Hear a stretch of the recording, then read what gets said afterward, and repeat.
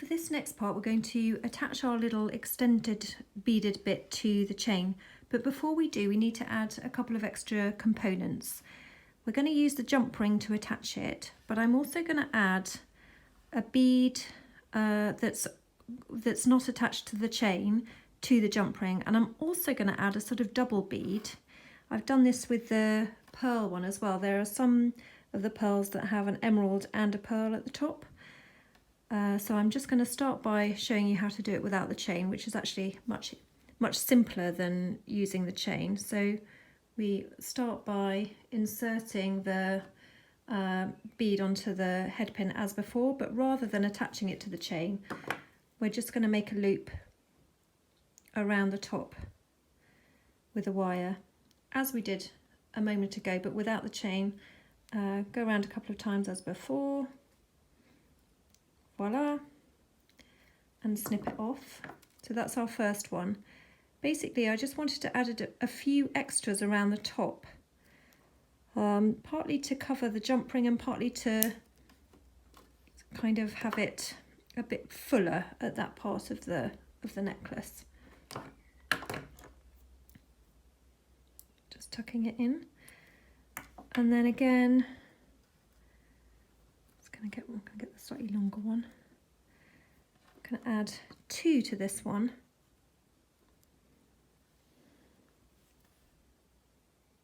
So it's good just to have them at the ready. So all I've done is add 2 of the amethyst to the single head pin, and then doing exactly the same thing again, looping it around the end of the pliers and going around a couple of times to secure it. Straighten it up, cut off the end.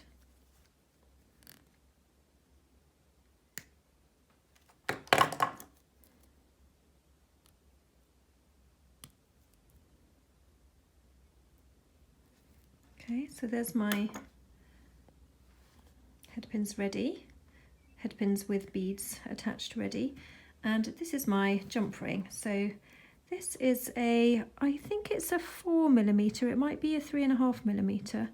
And you want it to be no more than 20 gauge, possibly 19 gauge. But you don't want it to be too thin because you don't want it to be able to open up. So we're going to open it using 2 sets of pliers. So I'm holding it steadily in my flat nose pliers, and as you can see it's open, but it's not open enough to put the beads onto, so I'm just going to open it out using my other pliers. It's a bit like a pincer movement, one forward and one back, and that gives you a gap so that you can actually put your chain or your beads on it. So I'm going to start by adding my chain onto it. What we're doing is using it to attach this part to this part, and we're also going to add these. So I'm going to keep the long bit on for now, the sort of excess bit of chain on for now, and go through the next link in the chain above the last bead that I've added. So now it's going to hang like that. But as you can see, there's going to be a little bit of a silvery gap. So the reason that we've got these 2 other beads is just to cover that up a bit and make it a bit more purpley. Or pearly if you're doing the pearl version. I'm just going to turn it round and add a bead to the other side. Hopefully you can see that. So I've got my open jump ring with the 2 extra beads that I've made and the whole of the chain that we've just been beading. And now I'm going to take the very end of my necklace, which I've already got into position. So this is a lot of things going on to one jump ring, but this is why you need it to be fairly thick and fairly solid, but not so much so that it's going to detract from the design. And I'm going to also put the very end, so I've got my clasp at the very top. If I can just bend it, if I pull it down, you can see. The clasp was basically right at the other end, and I'm going to add it to that very final link. So it's this one here. I'm sure there's 1 or 2 that it could go on. This is quite hard to show you, but hopefully you get the idea. Now there, it's on.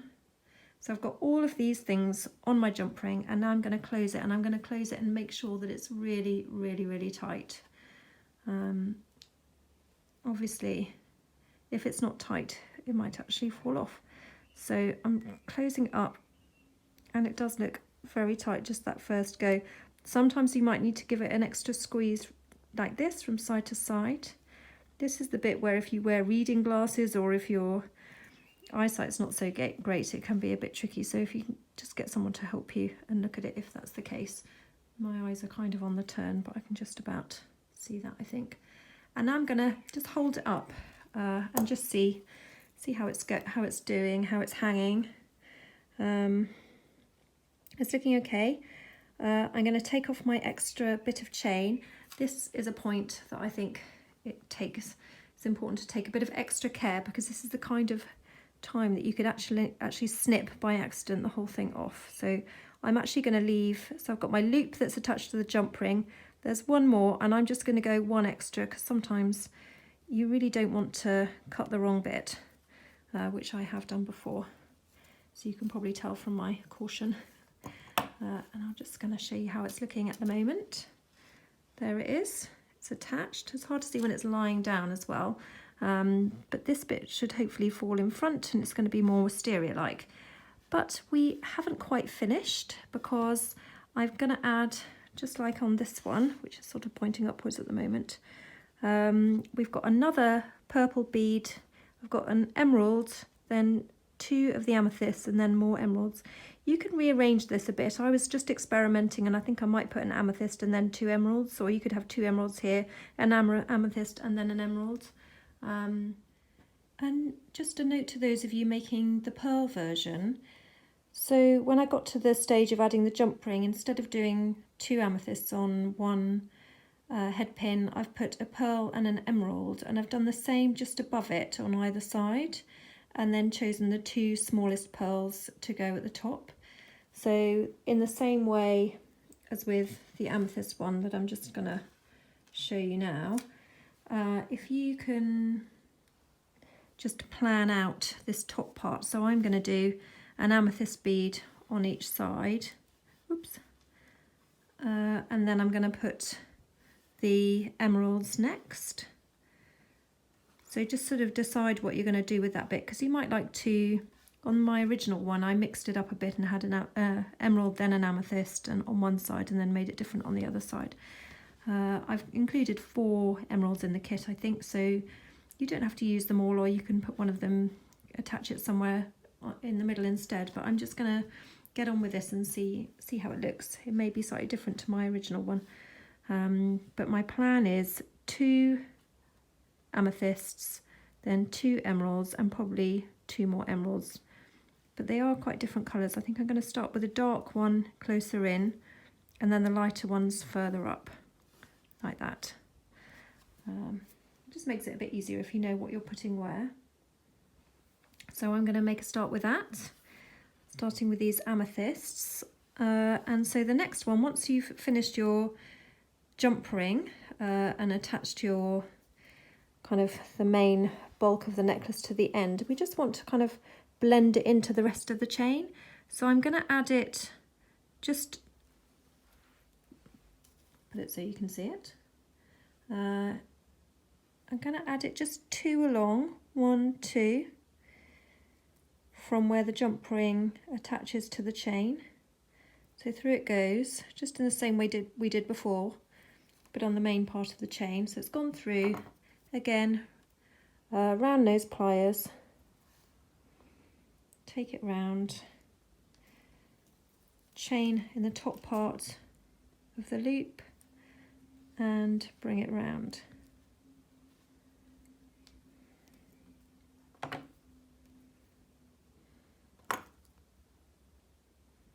And snip off the extra bit, and hopefully you can see okay. Tuck that in. And then I'm going to do the amethyst on the other side next.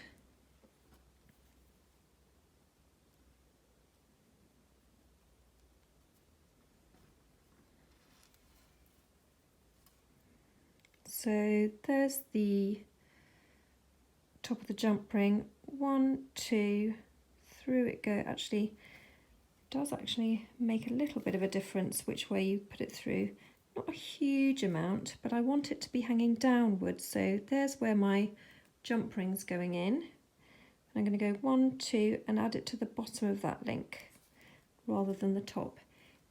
Don't think it makes a huge amount of difference, but I might as well, since I'm thinking about it, do it exactly the way I want.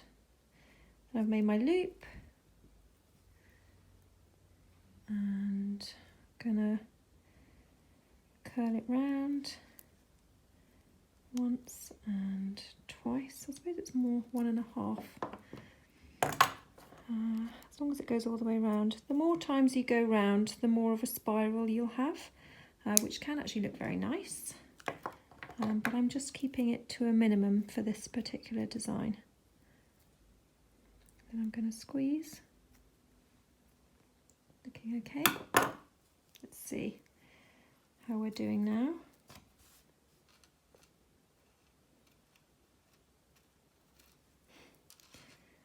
There. Very wisteria-like, I think. But it just needs some leaves. So let's move on to our emerald leaves.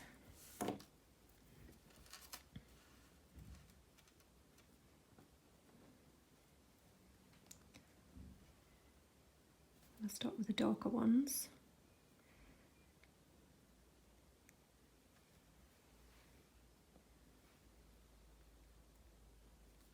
That's on my head pin.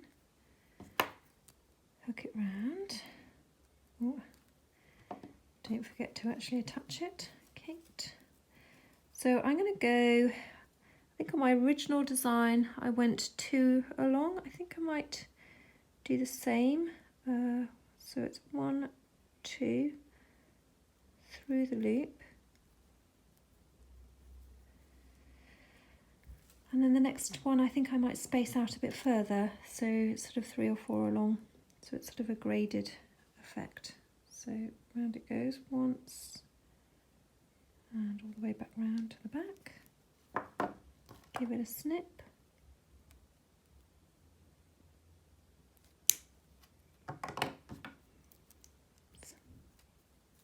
And tuck it in.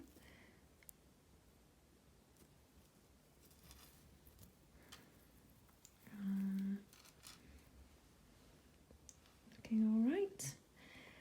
And then the other one, this one's quite dark and flat, this emerald.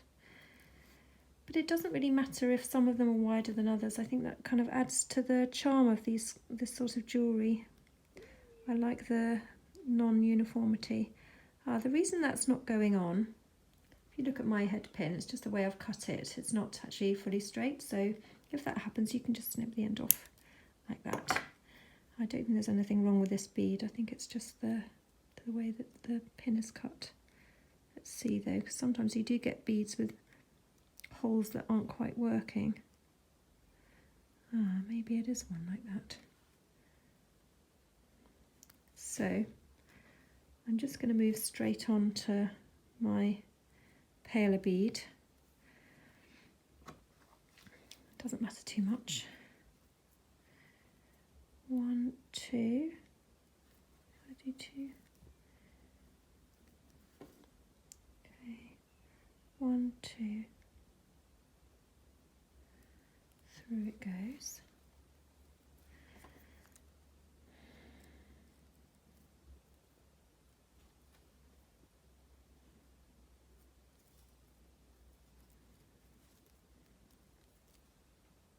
Put the chain in the end of the loop. Curl it round, straighten it up at the same time.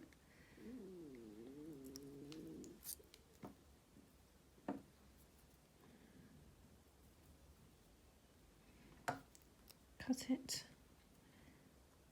off and press it in. There we are. I also noticed, I want to check the end of my hairpin straight as well. It is, it's fine.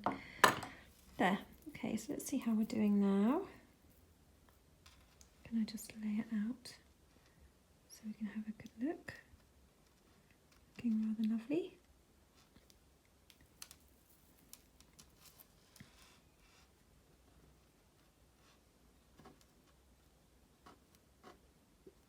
This bead doesn't want to turn around. Check that's not for any particular reason. There. So there it is, looking pretty nice. I'm going to add my last 2 emeralds. Just here and here, but I'm going to do it three notches along. So here, let me get another emerald. And then these will be our last ones.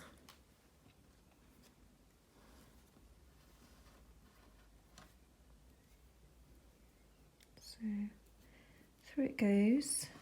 Pick it up and do it on this side. So I'm going to go along 1, 2, 3. 3 is probably enough.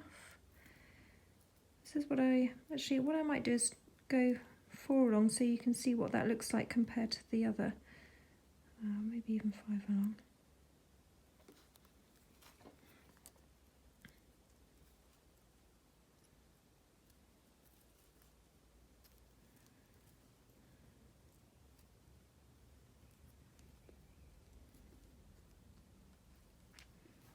And then snip it, snip it.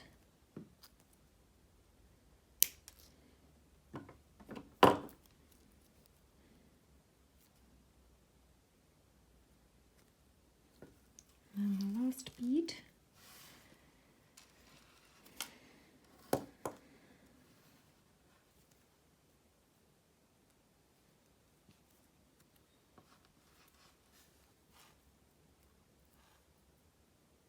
So I did 5 along, 1, 2, 3, 4, 5. It doesn't really matter, but obviously it's a good idea to have it the same on both sides if you want it to be symmetrical. Just be aware of whether you're making it symmetrical or asymmetrical and making it a choice. So round we go again. Oops. Second time, snip it. And tuck it.